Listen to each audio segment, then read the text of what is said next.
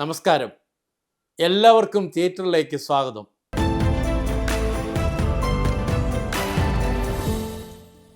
ഓഷോ പറയുന്നുണ്ട്, ജീവിതം ഒരു പുഴ പോലെയാണെന്ന്. ഒരു പുഴ ഒഴുകുന്നു ശബ്ദമില്ലാതെ. സൂര്യോദയത്തെയും സൂര്യാസ്തമയത്തെയും കണ്ടുകൊണ്ട് പുഴ ഒഴുകുന്നു. ഇതിനിടയിൽ ആരൊക്കെയോ വന്നു പോകുന്നു. ചിലർ മിന്നുന്നു, ചിലർ മങ്ങുന്നു. പക്ഷേ ആ പുഴയുടെ ഒഴുക്കിൽ ശാന്തമായി ഇരിക്കുന്ന ഒരാളുണ്ട്, എല്ലാത്തിനും ഒരു സാക്ഷിയായി. അയാൾ അഭിനയിക്കുന്നേയില്ല, അയാൾ ഒഴുകുകയാണ്. അതെ, മോഹൻലാൽ ഒഴുകുകയാണ്.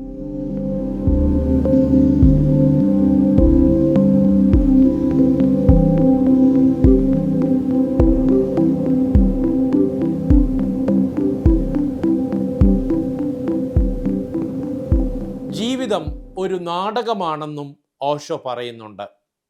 പക്ഷേ ജീവിതം മനസ്സിലാക്കാൻ നടൻ അപ്രത്യക്ഷമാകണം, കഥാപാത്രം മാത്രം ശേഷിക്കണം. മോഹൻലാൽ അദ്ദേഹം ഒരിക്കലും മോഹൻലാൽ ആയിരുന്നില്ല. അദ്ദേഹം ശൂന്യമായൊരു സ്ഥലമായിരുന്നു, ഒരു എംപ്റ്റി ബോട്ടായിരുന്നു. ആ ശൂന്യതയിൽ നിന്നാണ് സേതുവും ഗോപിനാഥനും കുഞ്ഞിക്കുട്ടനും മംഗലശ്ശേരി നീലകണ്ഠനും ആടുതോമായും ജോർജ് കുട്ടിയും ഡോക്ടർ ഗോവർദ്ധൻ മേനോനും വിഷ്ണുവും ദാസനും ജയകൃഷ്ണനും ജോജിയും രമേശൻ നായരും ഒക്കെ ജനിച്ചത്. ഓരോ കഥാപാത്രവും അദ്ദേഹത്തിൻ്റെ ഞാൻ ഒഴിഞ്ഞ ശൂന്യതയിൽ നിന്നാണ് ജനിച്ചത്. കിരീടത്തിലെ സേതു ഒരു മകൻ്റെ സ്വപ്നം, ഒരച്ഛൻ്റെ പ്രതീക്ഷ, ഒരു മനുഷ്യൻ്റെ വഴിതെറ്റൽ. സേതുവിൻ്റെ കണ്ണുനീർ നമ്മെ പഠിപ്പിച്ചത് ജീവിതം എല്ലായ്പ്പോഴും നമുക്ക് അനുകൂലമായി വരുന്നില്ല എന്നാണ്. അതൊരു സിനിമയല്ല, അതൊരു ജീവിത ധ്യാനമാണ്. ഭരതത്തിലെ ഗോപിനാഥൻ സഹോദരനെ നഷ്ടപ്പെടുന്ന ഒരാളുടെ കരച്ചിൽ, ഒരു നീറ്റൽ, അത് കണ്ണുനീരല്ല, അത് ഹൃദയത്തിൻ്റെ സംഗീതമാണ്.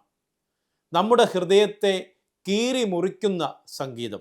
വാനപ്രസ്ഥത്തിലെ കുഞ്ഞിക്കുട്ടൻ കലയിൽ ഔന്നത്യം പ്രാപിച്ച ഒരു കലാകാരനാണ്, പക്ഷെ ജീവിതത്തിൽ ഒരു തോറ്റ മനുഷ്യൻ. കണ്ണുകളിൽ മറഞ്ഞിരുന്നത് കലയേക്കാൾ വലിയ സത്യം. അത് കലയുടെ കഥയല്ല, അത് മനുഷ്യൻ്റെ ശൂന്യതയാണ്.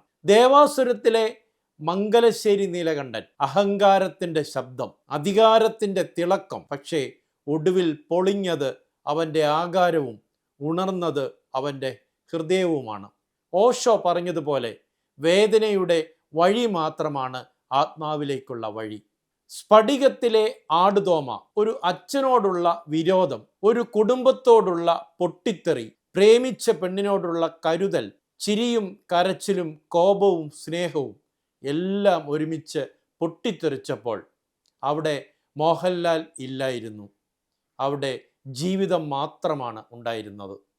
ആടുതോമയുടെ ചോരയിൽ കുതിർന്ന ജീവിതം.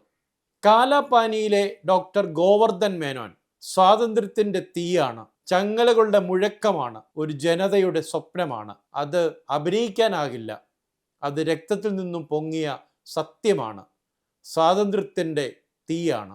ദൃശ്യത്തിലെ ജോർജ് കുട്ടി പൊതുജീവിതത്തിൽ സാധാരണക്കാരൻ, പക്ഷേ കുടുംബത്തിനായി അസാധാരണമായ ധൈര്യവും ബുദ്ധിയും കാട്ടിയ സ്നേഹനിധിയായ ഒരച്ഛനാണ്.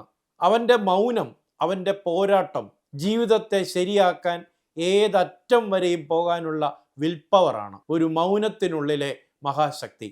തൂവാനത്തുമ്പികളിലെ ജയകൃഷ്ണൻ പ്രണയത്തിനിടയിൽ കുടുങ്ങിയ ഒരു ആത്മാവാണ്. അനുഭവിക്കുന്നത് വേദനയോട് കൂടിയ സത്യത്തിൻ്റെ സൗന്ദര്യമാണ്.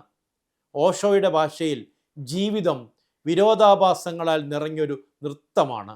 കിലുക്കത്തിലെ ജോജി ജീവിതത്തെ ഗൗരവത്തോടെ കാണേണ്ട ആവശ്യമില്ല, അത് കളിയായി കാണുമ്പോഴാണ് ആത്മാവിൻ്റെ വാതിൽ തുറക്കുന്നത് എന്ന് ഓർപ്പിക്കുന്നു. തന്മാത്രയിലെ അൽഷിമേഴ്സ് രോഗം ബാധിച്ച രമേശൻ നായർ മനുഷ്യജീവിതത്തിൻ്റെ ഏറ്റവും വലിയ സത്യം നമ്മോട് വെളിപ്പെടുത്തുന്നു.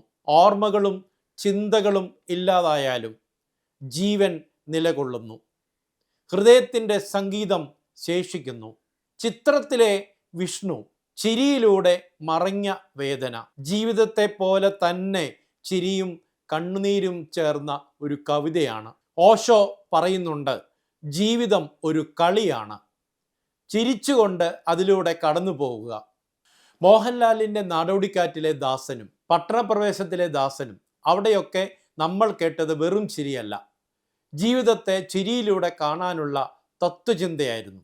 സിനിമാ രംഗത്തെ രാജ്യത്തെ ഏറ്റവും വലിയ പുരസ്കാരം ഫാൽക്കെ പുരസ്കാരം മോഹൻലാലിന് ലഭിച്ചിരിക്കുന്നു. പക്ഷേ അതൊരു അവാർഡ് മാത്രമല്ല, അത് ഒരു ധ്യാനത്തിനുള്ള അംഗീകാരം കൂടിയാണ്. ജീവിതത്തെ കലയിൽ ലയിപ്പിച്ച, കലയെ ജീവിതമാക്കി ജീവിച്ച ഒരു മനുഷ്യൻ്റെ യാത്രയുടെ സാക്ഷ്യം. പുരസ്കാരം പലർക്കും ഒരു ലക്ഷ്യമാണ്, പക്ഷേ മോഹൻലാലിന് പുരസ്കാരം ഒരു മൗനമാണ്. കാരണം അദ്ദേഹം ഒരിക്കലും നേട്ടത്തിനായി നടന്നിട്ടില്ല, അലഞ്ഞിട്ടില്ല.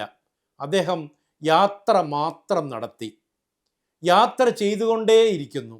ഓഷോയുടെ വാക്കുകൾ ഇതാണ്: കലയിലൂടെ പരമാവധി ദൈവത്തെ സ്പർശിക്കുക.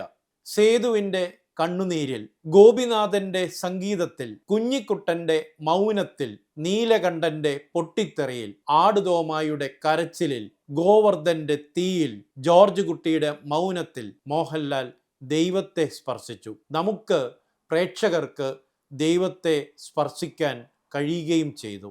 അതുകൊണ്ട് മോഹൻലാലിന് ലഭിച്ച ഫാൽക്കെ പുരസ്കാരം ഒരു നടന് ലഭിച്ച പുരസ്കാരമല്ല, ഒരു ജനതയുടെ ആത്മാവിനും ഒരു സംസ്കാരത്തിനും ഒരു കാലഘട്ടത്തിനും ലഭിച്ച അംഗീകാരമാണ്. മോഹൻലാൽ ഒരു നടനല്ല, ഒരു പുസ്തകവുമല്ല, ഒരു സിനിമയുമല്ല. അദ്ദേഹം സ്വയം ശൂന്യമാക്കി കലയിലൂടെ ദൈവത്തെ സ്പർശിച്ചൊരാൾ. ആ സ്പർശനം നമ്മുടെ സിരകളിലേക്ക് പടർത്തിയ ഒരാൾ. ഓഷോ പറഞ്ഞതുപോലെ ജീവിതം കണ്ണീരിൻ്റെയും ചിരിയുടെയും ഓർമ്മയുടെയും മറവിയുടെയും എല്ലാത്തിനും അപ്പുറമുള്ള ശൂന്യതയുടെയും നൃത്തമാണ്. മോഹൻലാൽ തൻ്റെ കഥാപാത്രങ്ങളിലൂടെ നമ്മെ ഓർമ്മിപ്പിക്കുന്നത് ഇതുതന്നെ. ജീവിതം കരയാനും ചിരിക്കാനും മറക്കാനും ഓർക്കാനും ഒടുവിൽ അതിനെല്ലാം അതീതമായി സ്വയം തിരിച്ചറിയാനുമുള്ള ഒരു നൃത്തമാണ്, ഒരു മഹാനൃത്തം.